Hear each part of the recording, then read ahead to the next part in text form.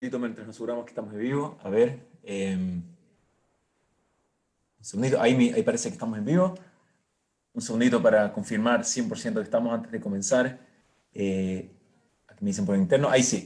Hola a todos y a todas. Bienvenidos a una nueva edición de Essentials, el programa en donde tratamos de estudiar conceptos.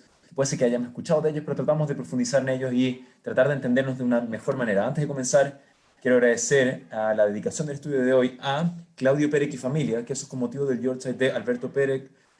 Alberto Pérez, muchas gracias. A Gloria Telia, hijos y nietos que dedican el estudio de Leilu Nishmat, Manuel Cohen, Mordejai Ben Shlomo, Zichron Lebraja, que son mérito para tanto Alberto como para Mordejai, para Manuel Cohen, y también a Vivi Cohen de Hebel en agradecimiento a Shem por poder celebrar su cumpleaños el día de hoy en alegrías y salud. Eso me gustó también, que también podemos celebrarle alegrías y dedicarle el estudio a las alegrías y agradecer a nuestro creador por estar aquí. Así que muchas gracias a todos y lo invitamos también a participar y a dedicar el estudio Leilu Nishmat a alguien o para celebrar una alegría, que también es algo muy positivo y muy importante. El tema del día de hoy. El tema del día de hoy es la Torah oral. Torah Sheba'al Peh, lo que llamamos Torah Sheba'al Peh. Lo que quiero hablar un poco es tratar de entender si hay alguna manera de racionalmente demostrar que tiene que ser que fue entregada junto a la Torah escrita una Torah oral. Entonces, el disclaimer, el punto importante para comenzar toda nuestra discusión es que tenemos que asumir que la Torah escrita es un instrumento divino, fue entregado por Dios, palabra por palabra, letra por letra. Si cada palabra y cada palabra no fue entregada por Dios, entonces hablar de la Torah oral es ridículo. ¿Okay? Tenemos que asumir que la Torah escrita fue entregada por Dios. Y para que vamos a hablar de la Torah oral, entonces asumimos, número uno, que la Torah escrita fue entregada en un documento divino. Eso es el supuesto número uno. La pregunta dos es, ¿hay evidencia de esto? Esto es un tema que quizás en otras visiones de otras religiones, en otras visiones del mundo, quizás tratan de decir que, mira, lo que importa es el texto, la Biblia, pero en verdad, la Torah oral eso no es verdad. Entonces, quiero tratar de presentar racionalmente, evidencia racional. Esto está basado en un libro de Rav Kelman, se llama Permission to Believe, Permission to Receive, perdón, y ahí él trae varias de estas pruebas. Quiero explicarlas, quiero tratar de traer ejemplos y vamos a tratar de ver algunas el día de hoy. Así que amárrense los cinturones y aquí vamos. Vamos a tratar de traer algunas pruebas. Prueba número uno. Prueba número uno. Si ustedes abren un libro de la Torah, ¿ok? Un libro de la Torah en hebreo, en el texto original, en el documento, en el lenguaje original, y ustedes empiezan a tratar de pasar página por página, empiezan a ver el texto, van a encontrarse con algo bien interesante. Van a encontrarse con que la Torah está llena, el texto, lo que llaman el Antiguo Testamento, la Biblia, la Torah, está llena de errores. Errores gramaticales, problemas de escritura, errores de contexto, errores de conjugaciones. eh, y de hecho, hay un comentarista, hay un erudito, famoso erudito, que se dedicó a tratar de mencionarte cuántas veces la Torah se equivoca. ¿Ok? Y de hecho, cada vez que la Torah tiene un error contextual, un error gramatical, un error de contexto, entonces ese comentarista, este erudito, viene y te dice, mira, acá hay un error. Pueden comprar ese libro, se lo recomiendo. Pueden comprarlo en Amazon, pueden comprarlo en Mercado Libre, pueden comprarlo, no sé si Mercado Libre está, pero pueden comprarlo. Se llama Humash con Rashi. Se llama la Torah con Rashi. Porque la regla operativa de Rashi es que Rashi nunca comentó en la Torah, a menos de que haya algo problemático en el verso, algo problemático en alguna palabra. Y por lo tanto, Rashi se dedica a mencionar cada vez que hay un problema de contexto, de gramática, etcétera, en cada uno de los versículos. Y de hecho, si ustedes abren un Humash con Rashi, un libro de Torah con Rashi, se van a dar cuenta que no hay muchas páginas sin Rashi. Creo que deben haber 10 páginas, 15 páginas de toda la Torah, los 5 libros, solamente 3 o 4 páginas tendrán carencia de Rashi. Entonces, hay dos posibles teorías, asumiendo que esto es un documento divino. Número uno, Dios se equivocó. Dios se equivocó en lo que escribió. Opción número dos es que quizás aquí hay un mensaje más profundo. Quizás aquí hay un mensaje más profundo. Y les quiero dar un ejemplo. Tú abres el primer versículo de la Torah. El primer verso de la Torah dice, Bereshit bara Elohim et hashamayim ve'et haaretz. En el principio Dios creó el cielo y la tierra. Así es como que traducimos ese versículo. Si ustedes lo ven en distintas traducciones, eso es lo que va a decir. En el principio Dios creó el cielo y la tierra. Si ustedes saben un poco de hebreo, se van a dar cuenta que eso está gramaticalmente mal traducido. Porque Bereshit es una conjugación en hebreo que se llama smihut. Smihut quiere decir que yo tomo dos palabras en hebreo y para cortarlas las conjugo y las junto. Por ejemplo, si yo digo Medinat Shel Israel, digo el Estado de Israel, tengo una manera de cortarlo diciendo Medinat Israel. Esa taf conjuga la Medina con Shel, ¿cierto? Y con eso me permite me permite convertir esas dos palabras en una palabra. Entonces, si uno en verdad lee la Torah y la lees en hebreo, en realidad lo que estás diciendo, Bereshit, si tú quieres usar el lenguaje de en el principio, la manera correcta en hebreo para decirla sería Barishona, ¿cierto? Bereshit está mal conjugado. La primera palabra quiere decir en el principio de Bereshit, ¿cierto? Bereshit, en el principio de algo, bara Elohim et hashamayim betaaretz. Dios creó el cielo y la tierra. Entonces, falta una palabra ahí, ¿no? En el principio de Dios creó el cielo y la tierra. ¿Te das cuenta que la primera palabra de la Torah tiene un error gramatical? O falta algo, falta una palabra. Entonces hay dos opciones. Uno, Dios no sabe lo que está hablando, Dios no sabe hablar hebreo, Dios se equivocó. Preferimos no decir eso. La segunda opción es que aquí hay algo más profundo. Aquí hay algo más profundo. Y explican los comentaristas que en realidad la solución a esto es decir que la palabra Bereshit en realidad la podrías leer de dos maneras. La palabra Bereshit la puedes leer como un verbo, y ahí es donde aplicamos mihut, y por lo tanto quiere decir el principio de Dios creó el cielo y la tierra. Entonces ahí tenemos un error gramatical. Pero hay otra manera de leerlo, y eso es leyendo el versículo como un sustantivo. Si tú lees la palabra Bereshit y la usas como un sustantivo, entonces el error gramatical desaparece. Be quiere decir con, Reshit quiere decir algo, un sustantivo, bara Elohim et hashamayim betaaretz. Con algo Dios creó el cielo y la tierra. Es un segundo, muy interesante. ¿Qué es eso, Reshit? ¿Qué es esa cosa que Dios usó para crear el cielo y la tierra? Entonces, si ustedes agarran una concordancia, que es un libro que te muestra las distintas palabras, cómo aparecen en distintos contextos en la Torá, y ustedes buscan cuántas veces la Torá misma usa la palabra Reshit como sustantivo, la Torá lo usa para dos cosas. Reshit quiere decir en la Torá, usado como sustantivo, quiere decir el pueblo de Israel. Y si uno aplica eso, entonces veamos, con el pueblo de Israel, Dios creó el cielo y la tierra. No puede ser, el pueblo de Israel no existía. El pueblo de Israel existió mucho, mucho después de Egipto, después de la entrega de la Torá. Recién ahí existe el pueblo judío, el pueblo de Israel. Que no puede ser. Así que Reshit, ¿qué quiere decir como sustantivo? Entonces, tú ves la Torá, Reshit Chochma Yirat Hashem. Reshit también quiere decir la Torá. Reshit es una manera de decir Torá, ¿cierto? Que es la principio, es la causa primaria. ¿Qué quiere decir eso? Con Reshit Dios creó el cielo y la tierra. Con la Torah Dios creó el cielo y la tierra. Ahora eso es fascinante. ¿Qué quiere decir eso? ¿Qué quiere decir que Dios creó el cielo y la tierra con la Torah? El Zohar dice, está que el peor estado para alma, que la Torah en realidad es la materia prima del universo. Eso quiere decir que esta cosa llamada Reshit, llamada la Torah, que viene esta cosa y si tú la apuntas correctamente, este es un instrumento que es capaz de crear el mundo. Entonces, yo te voy a decir, mira, la Torah exige que tengas buenas midot, que tengas buenas cualidades, que no seas enojón, que no te enojes, que no seas enojona. Entonces, pero Dios yo nací así, yo soy enojón. No te preocupes, yo entiendo eso. Yo entiendo que tu naturaleza se inclina así. Pero tengo este instrumento llamado Torah, que si tú lo apuntas correctamente, tú eres capaz de reconfigurarte, porque a fin de cuentas, esto es lo que se usó para crear el cielo y la tierra. Entonces, pero a mí me cuesta levantarme temprano, me quedo dormido, es mi naturaleza. Yo entiendo que es tu naturaleza. Pero el primer versículo de la Torah, la primera palabra, en realidad no es un error. Es el versículo que nos obliga a todos. Es el versículo en donde la Torah viene a decir, yo sé que tú tienes tu naturaleza y sé que tienes tus cualidades, pero sabes que tú puedes cambiar y puedes trabajar tus cualidades y puedes mejorarte. Yo sé que eso es una excusa y todos tenemos eso. Mira, es que yo vivía esto y por lo tanto... Entiendo eso. Pero todo lo que tienes que hacer es agarrar ese instrumento llamado Rashid, llamado la Torah, y con Rashid Dios creó el cielo y la tierra. Dios creó el universo entero con esto. Por lo tanto, si tú sabes cómo usarlo correctamente, eres capaz de reconfigurarte, reconstituirte. Viene la primera palabra de la Torah y no es un error, no es un error gramatical. Si tú lo lees a simple vista, sin saber mucho hebreo, sin saber un poco de la tradición oral, entonces piensas que el texto está tremendamente fallido. Primera prueba de que la Torah tiene que ser quien se entregó una Torah oral es por todos los errores. La Torah oral, la tradición oral, viene a explicarnos todos estos tipos de errores, y que en realidad no son errores, son lecciones tremendamente profundas que no están evidentes en el texto. Que si tú lees el texto solamente en hebreo, se te van, piensas que hay un error, piensas que no está pasando. La Torah oral, que con miles y miles de años de trayectoria, viene y trata de hacer sentido de cada uno de estos, en teoría, errores, que en realidad no son errores. En realidad son mensajes muy, muy profundos. Como Bereshit bara Elohim et hashamayim betaaretz. Evidencia número uno, la cantidad de errores gramaticales de la Torah no son errores, sino que son lecciones tremendamente profundas. Evidencia número dos, de que tiene que ser que Dios entregó también una Torah oral junto a la Torah escrita. Hasta el siglo sexto, hasta el siglo número 6, si ustedes agarraban un libro de la Torah, un libro de la Biblia, en hebreo original, la Torah no tenía lo que nosotros llamamos nikud. Nikud quiere decir la puntuación. Si saben leer hebreo, sabrán que cada letra en hebreo en realidad solamente tiene un sonido. Pero la vocalización depende de qué nikud, de qué punto tú le pongas a una letra. Por ejemplo, la letra bet. Si no tiene nada, alrededor, entonces suena B. Si yo le pongo, por ejemplo, una kamatz, una patah abajo, entonces suena ba.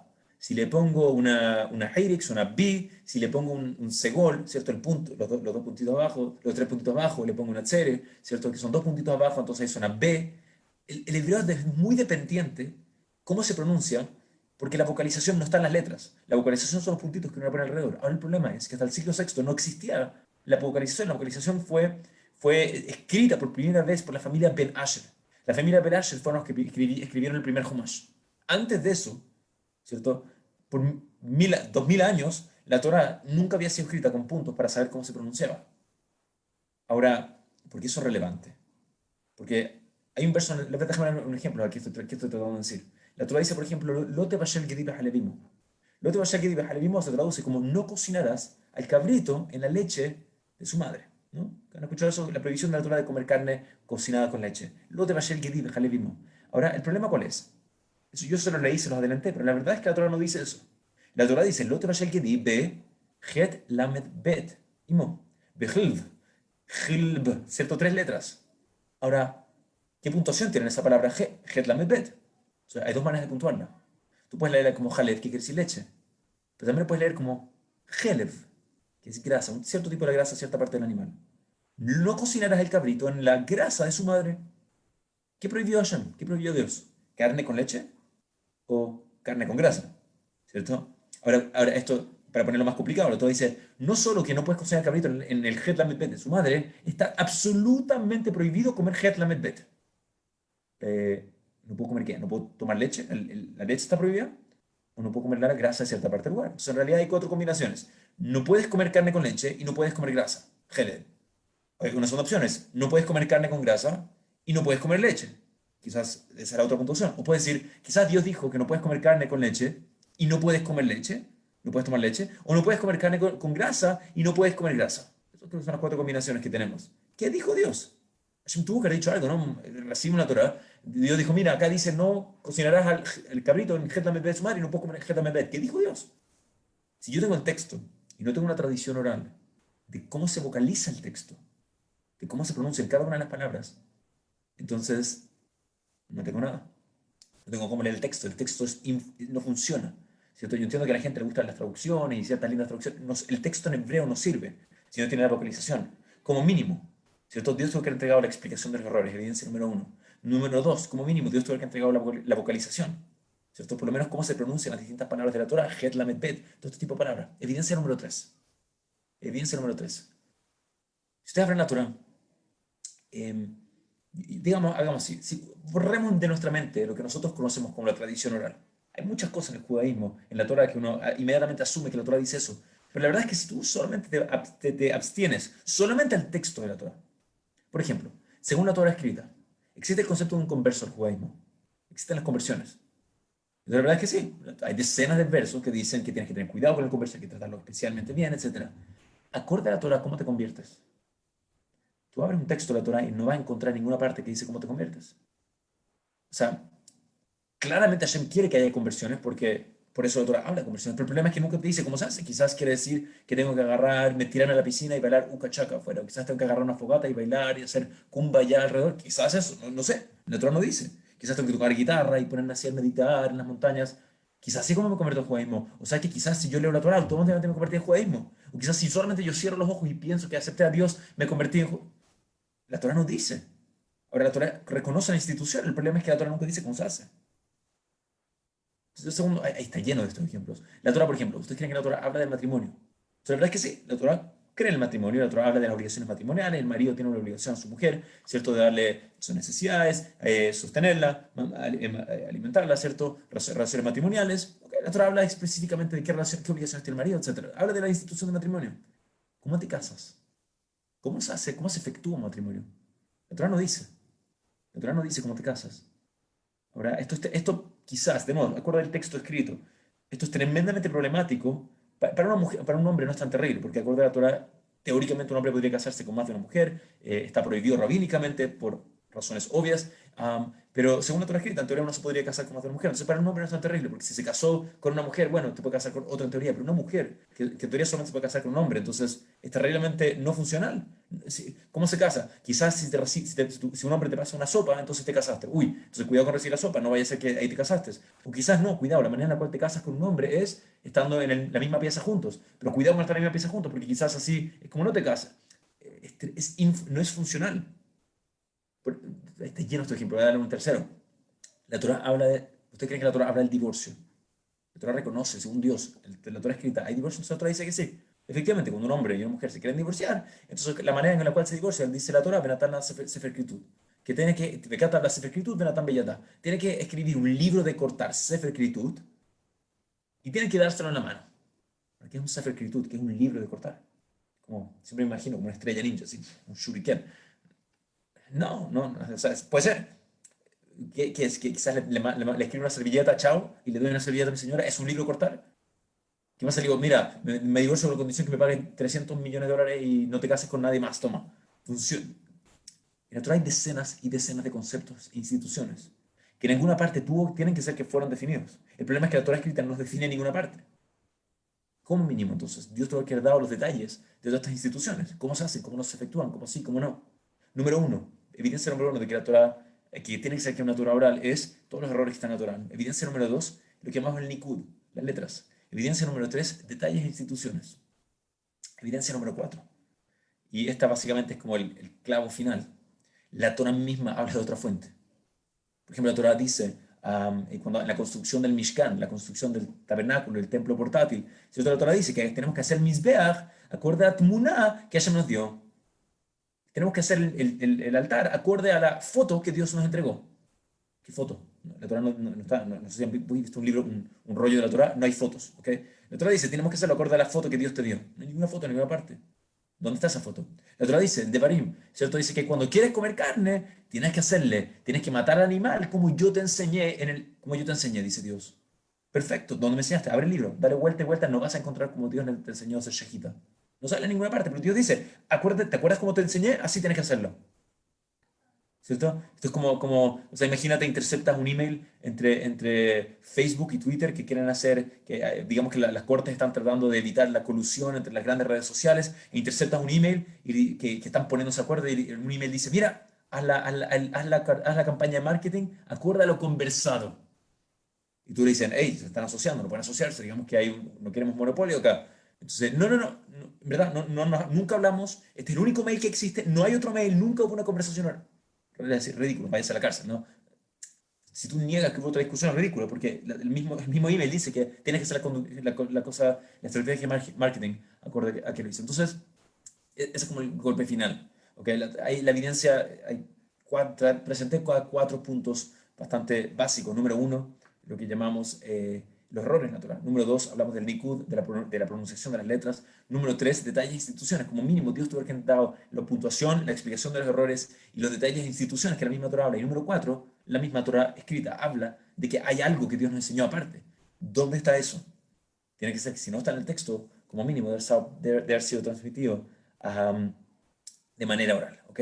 Esto obviamente abre la discusión, entonces, ¿dónde está? ¿Cómo puedo encontrarla? ¿Cómo puedo acceder a esto? ¿Cómo sé que está intacta? Se entiende que hay varias preguntas con esto, pero vamos a parar aquí, vamos a tomar una pausa. Aprovecho de desearles que tengan todos un excelente día. Nuevamente agradecemos a los que dedicaron el estudio de hoy, primero que nada a Claudio Pérez y su familia, con motivo del Yortzeit de Alberto Pérez y Fernando Virajá, que es un mérito para su Neshama, Besat Hashem, a Gloria Telias, hijos y nietos que dedicaron el estudio de Leilun Ishmat de Manuel Cohen, Mordejai Ben Shomot y Fernando Virajá. Muchas gracias, que Besat Hashem es un mérito para ambas Neshamot, y a Vivi Cohen de Hebel, en agradecimiento a Hashem por poder celebrar su cumpleaños el día de hoy con alegría y salud. Muchas gracias, Vivi. Muchas gracias a todos los que dedicaron. Los invitamos a visitar nuestras páginas, nuestra página en Facebook, nuestra página en YouTube. Están las clases. Tenemos más clases de Essentials, tenemos clases de los 48 caminos, tenemos clases de Derech Hashem, tenemos charlas de todos los gustos. Revisen nuestra página, revisen nuestro canal en YouTube. Y con eso seguimos estudiando, a pesar de que estamos en cuarentena, a la distancia, con ella en casa. A pesar de eso, seguimos estudiando, seguimos creciendo. Les aprovecho de desearles a todos que tengan un Shabbat Shalom Mevorach.